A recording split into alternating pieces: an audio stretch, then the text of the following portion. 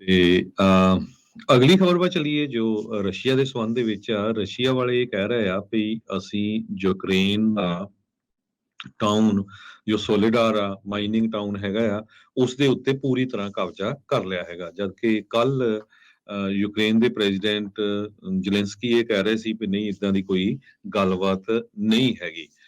ਵਖਮਟ city ਕਰਕੇ ਜੋ ਹੈਗੀ ਆ, ਉਹਦੇ ਉੱਤੇ ਵੀ ਹੁਣ ਰਸ਼ੀਆ ਵਾਲੇ ਕਬਜ਼ਾ ਕਰਨ ਜਾ ਰਹੇ ਹੈਗੇ ਆ। ਉੱਥੇ ਬਹੁਤ ਉਹਨਾਂ ਨੇ ਪ੍ਰੈਸ਼ਰ ਬਣਾਇਆ ਹੋਇਆ ਆ। ਸੋਲੀਡਾ ਟਾਊਨ ਦੇ ਵਿੱਚ ਇੱਕ ਟਾਈਮ ਦੇ ਉੱਤੇ 10,000 ਤੋਂ ਵੱਧ ਲੋਕ ਰਹਿੰਦੇ ਸੀ। ਇਸ ਟਾਈਮ ਦੇ ਉੱਤੇ ਲੋਕ ਉੱਥੋਂ ਮੈਜੋਰਟੀ 'ਚ ਕਹਿੰਦੇ ਭੱਜ ਗਏ ਹੈਗੇ ਆ।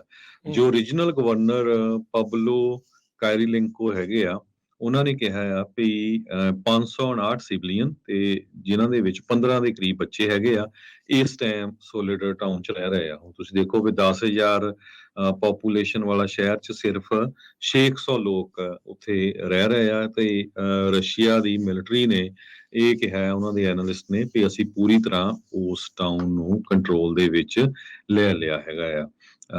ਤੇ ਜੋ ਯੂਕਰੇਨ ਦੇ ਵਿੱਚ ਲੜਾਈ ਚੱਲ ਰਹੀ ਆ, ਬਹੁਤ ਲੰਮੇ ਸਮੇਂ ਤੋਂ ਚੱਲ ਰਹੀ ਆ, ਆਪਾਂ ਨੂੰ ਪਤਾ ਹੀ ਆ। ਨੁਕਸਾਨ ਜਿਹੜਾ ਆ ਜਾਨੀ ਤੇ ਮਾਲੀ ਜਿਹੜਾ ਦੋਨਾਂ ਪਾਸਿਆਂ ਦੇ ਵਿੱਚ ਬਹੁਤ ਜ਼ਿਆਦਾ ਹੋਇਆ ਹੈ।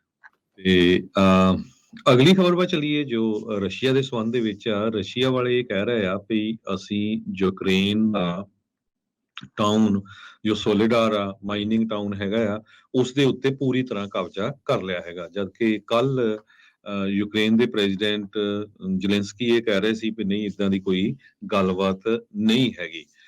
ਵਖਮਟ ਸਿਟੀ ਕਰਕੇ ਜੋ ਹੈਗੀ ਆ, ਉਹਦੇ ਉੱਤੇ ਵੀ ਹੁਣ ਰਸ਼ੀਆ ਵਾਲੇ ਕਬਜ਼ਾ ਕਰਨ ਜਾ ਰਹੇ ਹੈਗੇ ਆ। ਉੱਥੇ ਬਹੁਤ ਉਹਨਾਂ ਨੇ ਪ੍ਰੈਸ਼ਰ ਬਣਾਇਆ ਹੋਇਆ ਆ। ਸੋਲੀਡਾ ਟਾਊਨ ਦੇ ਵਿੱਚ ਇੱਕ ਟਾਈਮ ਦੇ ਉੱਤੇ 10,000 ਤੋਂ ਵੱਧ ਲੋਕ ਰਹਿੰਦੇ ਸੀ। ਇਸ ਟਾਈਮ ਦੇ ਉੱਤੇ ਲੋਕ ਉੱਥੋਂ ਮੈਜੋਰਟੀ 'ਚ ਕਹਿੰਦੇ ਭੱਜ ਗਏ ਹੈਗੇ ਆ।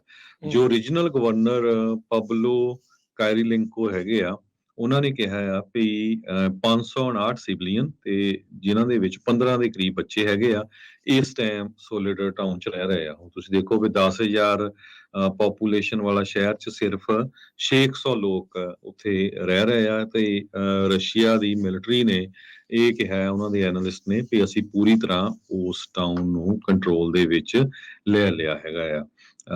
ਤੇ ਜੋ ਯੂਕਰੇਨ ਦੇ ਵਿੱਚ ਲੜਾਈ ਚੱਲ ਰਹੀ ਆ, ਬਹੁਤ ਲੰਮੇ ਸਮੇਂ ਤੋਂ ਚੱਲ ਰਹੀ ਆ, ਆਪਾਂ ਨੂੰ ਪਤਾ ਹੀ ਆ। ਨੁਕਸਾਨ ਜਿਹੜਾ ਆ ਜਾਨੀ ਤੇ ਮਾਲੀ ਜਿਹੜਾ ਦੋਨਾਂ ਪਾਸਿਆਂ ਦੇ ਵਿੱਚ ਬਹੁਤ ਜ਼ਿਆਦਾ ਹੋਇਆ ਹੈ।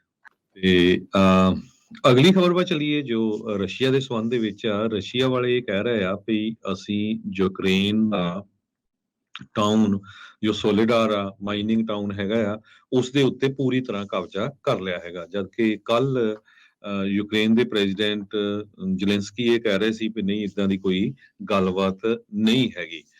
ਵਖਮਟ ਸਿਟੀ ਕਰਕੇ ਜੋ ਹੈਗੀ ਆ, ਉਹਦੇ ਉੱਤੇ ਵੀ ਹੁਣ ਰਸ਼ੀਆ ਵਾਲੇ ਕਬਜ਼ਾ ਕਰਨ ਜਾ ਰਹੇ ਹੈਗੇ ਆ। ਉੱਥੇ ਬਹੁਤ ਉਹਨਾਂ ਨੇ ਪ੍ਰੈਸ਼ਰ ਬਣਾਇਆ ਹੋਇਆ ਆ। ਸੋਲੀਡਾ ਟਾਊਨ ਦੇ ਵਿੱਚ ਇੱਕ ਟਾਈਮ ਦੇ ਉੱਤੇ 10,000 ਤੋਂ ਵੱਧ ਲੋਕ ਰਹਿੰਦੇ ਸੀ। ਇਸ ਟਾਈਮ ਦੇ ਉੱਤੇ ਲੋਕ ਉੱਥੋਂ ਮੈਜੋਰਟੀ 'ਚ ਕਹਿੰਦੇ ਭੱਜ ਗਏ ਹੈਗੇ ਆ। ਜੋ ਰੀਜਨਲ ਗਵਰਨਰ ਪਬਲੋ ਕਾਇਰੀਲੈਂਕੋ ਹੈਗੇ ਆ, ਉਹਨਾਂ ਨੇ ਕਿਹਾ ਆ ਵੀ 559 ਸਿਵਲੀਅਨ ਤੇ ਜਿਨ੍ਹਾਂ ਦੇ ਵਿੱਚ 15 ਦੇ ਕਰੀਬ ਬੱਚੇ ਹੈਗੇ ਆ, ਇਸ ਟਾਈਮ ਸੋਲੀਡਰ ਟਾਊਨ 'ਚ ਰਹਿ ਰਹੇ ਆ। ਹੁਣ ਤੁਸੀਂ ਦੇਖੋ ਵੀ 10,000 ਪਾਪੂਲੇਸ਼ਨ ਵਾਲਾ ਸ਼ਹਿਰ 'ਚ ਸਿਰਫ 600 ਲੋਕ ਉੱਥੇ ਰਹਿ ਰਹੇ ਆ। ਤੇ ਰਸ਼ੀਆ ਦੀ ਮਿਲਟਰੀ ਨੇ ਇਹ ਕਿਹਾ, ਉਹਨਾਂ ਦੇ ਐਨਾਲਿਸਟ ਨੇ, ਵੀ ਅਸੀਂ ਪੂਰੀ ਤਰ੍ਹਾਂ ਉਸ ਟਾਊਨ ਨੂੰ ਕੰਟਰੋਲ ਦੇ ਵਿੱਚ ਲੈ ਲਿਆ ਹੈਗਾ ਆ। ਤੇ ਜੋ ਯੂਕਰੇਨ ਦੇ ਵਿੱਚ ਲੜਾਈ ਚੱਲ ਰਹੀ ਆ, ਬਹੁਤ ਲੰਮੇ ਸਮੇਂ ਤੋਂ ਚੱਲ ਰਹੀ ਆ, ਆਪਾਂ ਨੂੰ ਪਤਾ ਹੀ ਆ। ਨੁਕਸਾਨ ਜਿਹੜਾ ਆ ਜਾਨੀ ਤੇ ਮਾਲੀ ਜਿਹੜਾ ਦੋਨਾਂ ਪਾਸਿਆਂ ਦੇ ਵਿੱਚ ਬਹੁਤ ਜ਼ਿਆਦਾ ਹੋਇਆ।